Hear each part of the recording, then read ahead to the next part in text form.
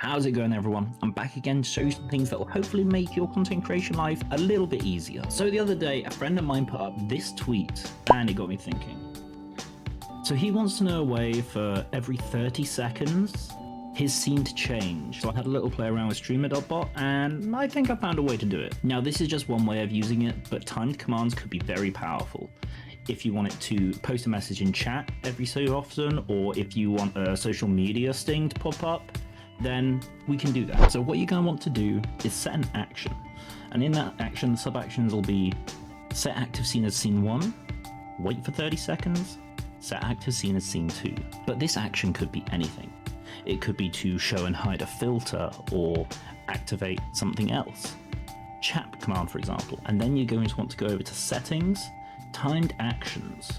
So you're going to want to right click and add a timed action. So for this action, I've just named it change.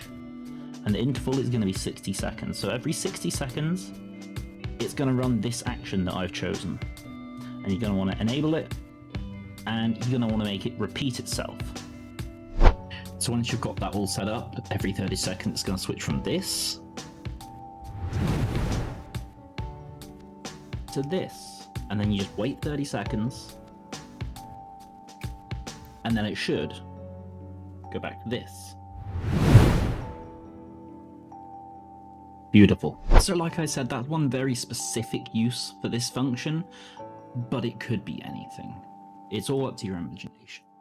Anyway, thank you for watching. I really hope this helped some people. Don't forget to subscribe. I want to do a lot more things like this, taking your questions off of Twitter and finding a way to do it. So yeah, tweet at me and see if I can help. Take care.